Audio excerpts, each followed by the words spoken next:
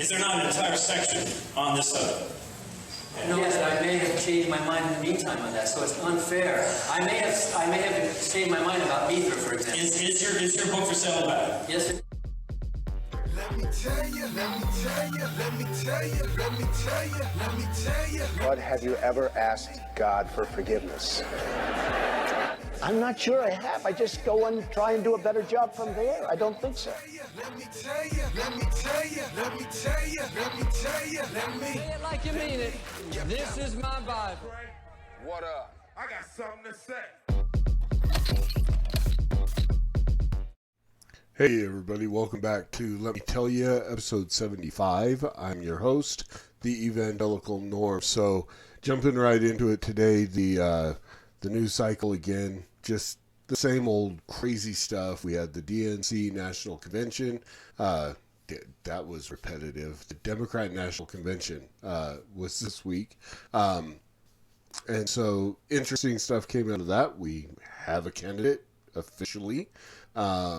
Couple other things that we'll talk about, but wanted to jump into. It's been a while since I've shared anything statistic-wise about COVID and so on, because generally most of the statistics that you get are just garbage. You can't really tell what's up and what's down. So the last couple of weeks, people have been throwing this out, how U.S. COVID stats should be reported. The first one I got was in Utah. And so it broke it down in this same vein. But I've got a buddy, Jared Fawcett, who is doing it, I think, almost daily or daily, doing an update on the numbers in Utah. But this is the numbers nationally. So we have just a couple of numbers that we need to pay attention to. The U.S. population is 331 million. The total number of COVID tests that have been done in the U.S., people who have been tested for COVID, 68 million. So, what is that? That's a little under 20%, right? If my numbers are accurate, a little over 20% have been tested. Total negative tests. This is a huge thing. Total negative tests of the people who have been tested, 68 million people tested, 62 million of those, 580,000, have tested negative. Okay? So this is either people, and for whatever the reasoning, I mean, I would assume a lot of the tests are because people are showing some kind of symptoms or are scared that they have it. Others wanting to know if they've had it. I don't know, again, I'm not 100% sure if these numbers, these come from Worldometers. The source is down there, www.worldometers.info coronavirus. I think that's the Johns Hopkins website that's put up there, and this is from October 14th, so 10 days ago. So I'm assuming that some of these numbers may just be antibodies tests and so on, but the negative test rate is 92%. Of the people who have been tested have tested negative. So total positive tests in the U.S. as of last week or 10 days ago, 5,420,000. That is 7%. Okay, I mean, do the math. 92% is negative. 7.97% is positive. So 7% of the people who have been tested, whether they thought they had issues or what, have been positive tests. Total deaths. Now, again, anytime we talk about deaths, it's tragic, it's so on, but taking into consideration circumstances and so on, we've had people that so disclaimer, this is third-party information to me, but I trust the source that gave it to me. So somebody that went to church in another city in Utah that I know, okay, I'm connected to somebody, they go to that church. Going to keep it as vague as possible. But there was a father of a family who had stage 4 cancer. All right, they were expecting him to die. He ends up getting COVID, which may have exacerbated this situation and may have sped up his death, but he was already expected to die. Maybe it, and soon. Again, this was not something that, well, we're looking at 2 years down the road, 6 months even. That it was an imminent thought that this man was going to die. COVID hits, he dies, and they call it a COVID death, which on his life insurance policy, he had this cancer rider, a special rider put into his life insurance policy to pay out for the cancer that he had. Well, when they called his cause of death COVID, that negated that rider. So it kept his family from getting the money, which obviously he died of stage 4 cancer. He died with COVID, not from COVID. And because of the need to pack the numbers for whatever reason, for whether political or whatever, political, financial, who knows. But it cost this man's family insurance money. And I believe they went back through and they hired lawyers and so on. I believe that happy ending, they finally got it. But still, we have to take some of this with a grain of salt. 171 Americans are dead. That's not a good thing. I would say what percentage of those, if COVID never hit, would have been dead already. And I'm not saying that it's okay that they died because we're already, no. And you can go ahead and hit me with all the hate mail you want, but the reality is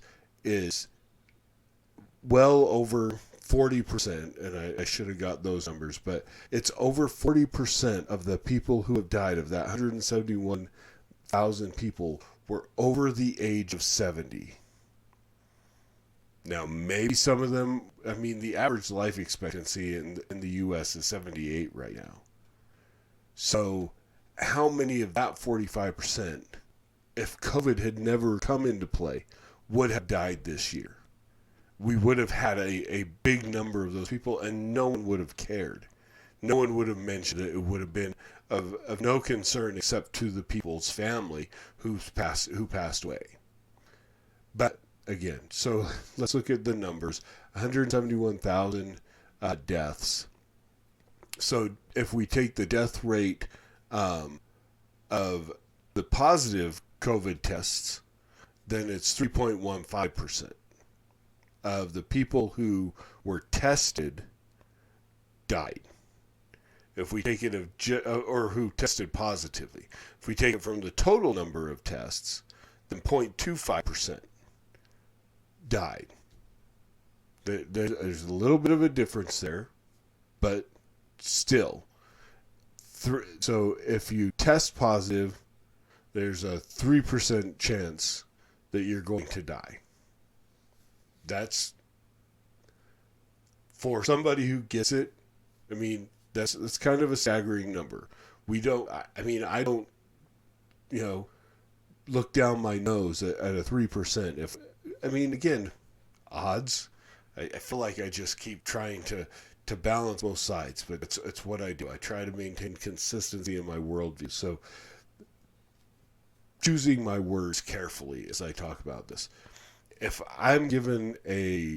someone comes to me and says, you have COVID, you have a 3% chance of dying, that's bad. Now, when we break it down into numbers of my age range and with my health issues, diabetes, hypertension, so on, I probably have a 1% chance of dying from COVID if I get it, which I really honestly still think I had it back in November, because all the symptoms and stuff like that go along with it, I had. Horrible coughing fits to the point that I couldn't sleep in the same bed as my wife because she couldn't sleep. I would get short of breath just walking up my stairs. All those things. So I never got tested, but we didn't know about it then. But with that, there's a 1% chance. If we look at all the people who went, I think I feel funny, I might have COVID, 0.25% of those people died. Of those that went, maybe we have it, we should get tested. Now, when we break it down into the entire United States population, the mortality rate is 0.05%. 0.05%, less than 0.1% of people in the United States are going to contract COVID and die. That means that your chance of not dying from COVID is 99.95%. Now, again, I know all the usual suspects are going to come back and go, well, that's even too much. We should stay. No. These numbers say that if you are susceptible, and I could fall into that category, if I were afraid of it, then I should be the one quarantining. I should be the one wearing a mask. We should not be mandating this for everybody. We should not be mandating that all these businesses shackle themselves from their ability to make their living because of a virus that came through our country and internationally as well, a worldwide pandemic that the numbers that we have, I don't think it qualifies as a pandemic anymore. But because this came through, this virus that has a 99.95% chance of survival, we should not be hindering those people who are trying to make a living. We should be quarantining those who are sick. We should be protecting those who are susceptible. And we should be letting the rest of the stinking world get back to their regular lives. Period. End of discussion. That's it. That's the tweet. We should be paying more attention to this. And in reality, all the issues with masks and so on. I mean, the last 2 days here in Utah, we've had massive amounts of smoke in the air. And they literally put out a thing that says wearing a mask is not going to protect you from the smoke. It's not going to protect you from the ash particles. And yet, wearing these masks are protecting us from the virus, which is much smaller than the ash particles of the things that are in the smoke. Come on.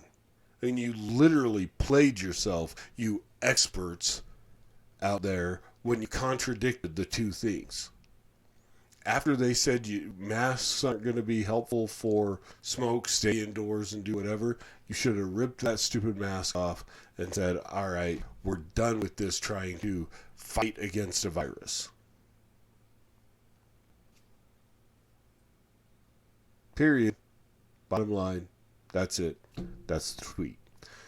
That's our COVID numbers. So as these get updated in this vein, I'll continue to share them for a little while until I just can't deal with it anymore. Because again, this more than anything right now in our current social environment between BLM, riots, presidential elections, insanity, this frustrates me more than anything, because it seriously drives me crazy to walk outside my home or to drive down the street and see people walking by themselves down the street when it's 100 degrees outside wearing a mask. No one anywhere near them. People by themselves in their car driving down the street wearing a mask. This is ridiculous. And I'm not buying into all the conspiracy theories that this is the precursor to the mark of the beast. We're telling people that if you want to buy or sell, you have to wear this mask, and it's conditioning people to the point when they're going to say, well, now you have to take this mark on your hand or your head in order to do this. I'm not buying into that.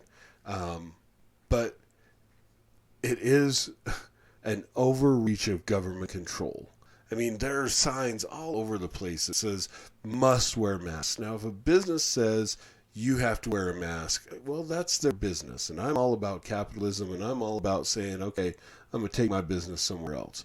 But when the government says you have to do it, if the business is taking it off of a government mandate and not a friendly suggestion, then I'm not buying into it. And I will take all the dirty looks.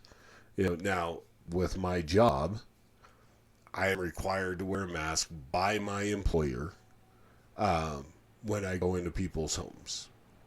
And, you know, I want to keep my job, so I'm going to do that until it gets to the point where I don't want to keep my job anymore. And if it comes to that point where that's pick between the two, and I'm like, well, you know what, not really concerned about this income anymore.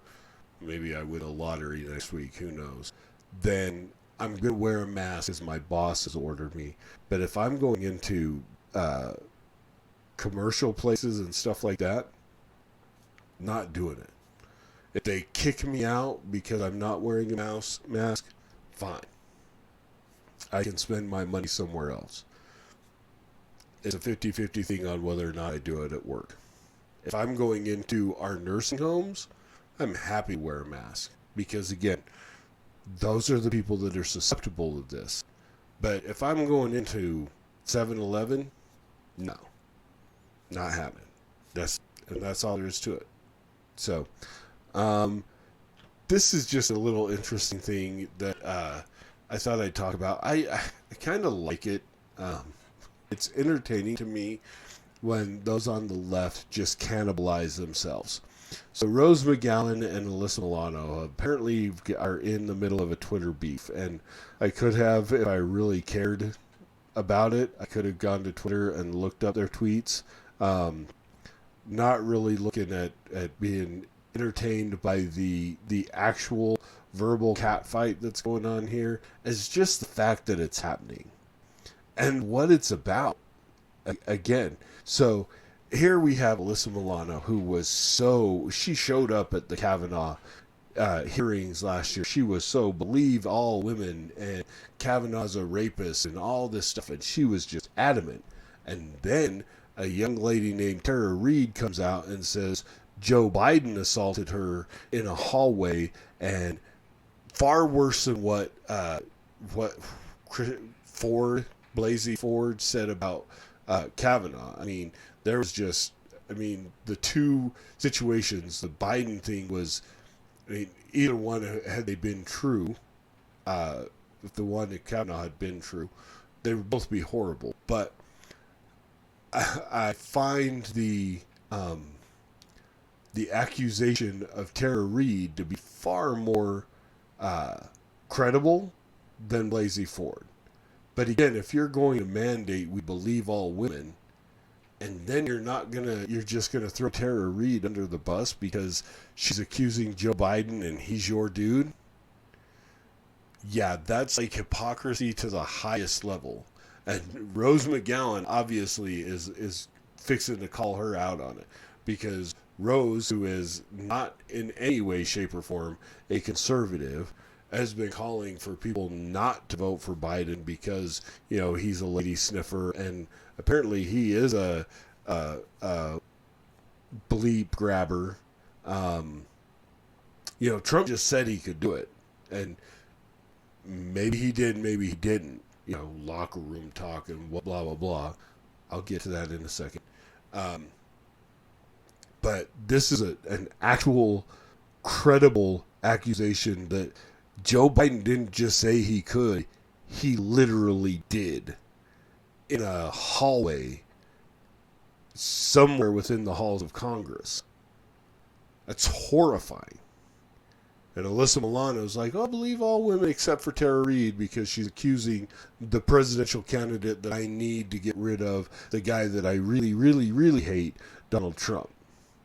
And so apparently these two are going at it. And I'm like, you know what? I'm fine with that, because the more these two go at each other and have their little online social media verbal catfight with each other, then they're not advocating for the murder of little babies, which both of these women are just outspoken champions for the practice of infanticide in the womb across this country, especially within the walls of Planned Parenthood.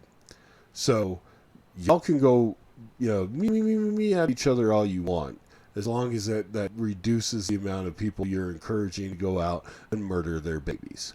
So I'll continue to, I can't say I'll continue to, because I haven't even read one tweet going back and forth between the two of them, because honestly I really don't care. I just find it humorous that they are going at each other. And that all being said about Joe Biden and grabbing and so on and blah, blah, blah, blah, that is in no way a defense of Donald Trump. It was that very thing, the hot mic, I can grab them by the you-know-whats sound clip, that made me decide not to vote for Donald Trump. Now, I had that not happened, I probably could have. I ended my affiliation with the Republican Party when he was nominated, and I think because that information had came out just before he was nominated. I don't know if it came out before or after the convention, but I was not happy that he was the standard bearer for the Republican Party when they nominated him, so I left the Republican Party when all that stuff came about. And I mean, literally, because what it is, it's not locker room talk. I mean, I would punish my child if I had a son and I heard that he was making comments like that as locker room talk. He would be punished. So I don't stand for that from a politician or famous person or anything else either. And literally what it was either just inappropriate machismo, grandstanding, making an awful, awful claim that I can do something whether he did it or not. I mean, that's horrifying. And if he did do it, it's literally an admission to sexual assault. And if he did do it, he should be punished. He should be prosecuted. So that was why I did not vote for him. And I do not intend to vote for him again. Now, for those of you who are going to come at me and say, well, no, voting for Trump is a vote for Biden. We went through this with Hillary. By that logic, not voting for Biden is a vote for Trump. So you're welcome. There you go. So with all that being said, the stage is set. Well, unless something crazy comes from the Republicans next week, and somehow, amazingly, Donald Trump doesn't get the nomination. Not going to happen. It's pretty much locked up. He's got it. So our stage is set. I mean, it pretty much was a couple months back when Bernie dropped out of the race, but now it's official. They've given him the official nomination. The DNC, Democratic National Convention, has completed. They are done, and he has the nomination, and Kamala, or that lady from California is his vice presidential running mate. So stage is set. I'm so looking forward to a debate, which I still predict is not going to happen. I don't think there's any way Joe's handlers are going to let him get out and actually stand on a stage or sit behind a computer and try to have a debate with Donald Trump. That is not going to happen, although it would be the thing that dreams are made of for stand-up comics and me. It's not going to happen. Absolutely, it's not going to happen. I'd love to see it, but I'm pretty sure it's not going to happen. I do think we'll see our Kamala Harris and Mike Pence debate will probably happen. I can see that would happen. And, I mean, there's teeny tiny little rumors. Nothing big enough to really commit to anything, but there's been, like I said, little mosquito tweets. Do mosquitoes tweet? Buzz, whatever. That Mike Pence may not be the VP next time around. That they may nominate someone else to come in. He may step back and someone else may come in. We'll see. I don't know. But I do know that this is the perceived choice that people have to vote for president. It's Trump, it's Biden. Literally, two old white men, sexual. Can I call them deviants? I can't 100% say either one of them are predators or perpetrators. but the likelihood is high that both of these men at some point in time have sexually abused women. It's just, that's what it is. Not fully there. I don't think either one of them is, cooking with a full tank of gas, to mix my metaphors. I just think, but again, now we stop and we look at policies. The DNC is all about murdering babies up to 9 months and maybe even after, any time without question, no regrets. Sorry, cannot get behind that. But again, I'm not putting my vote behind either party. I'm just not. I will, whether I vote third party, whether I write somebody in, I don't know. Last time I did a write-in vote for a friend of mine because I lost a bet. Go ahead, tell me how I wasted my vote. It's okay. We're in Utah. Unless like a nuclear bomb hits somewhere around Provo, this state is voting red. All there is to it. So no, my vote is for president, at least, is not that important. I will vote all the down ballot stuff. And again, I can confidently say I've never placed my vote for a Democrat, but I don't always vote for the Republican. So that being said, again, it will be interesting. DNC's already finished. A few interesting speeches here and there. Michelle Obama raised some eyebrows. Barack Obama raised some eyebrows.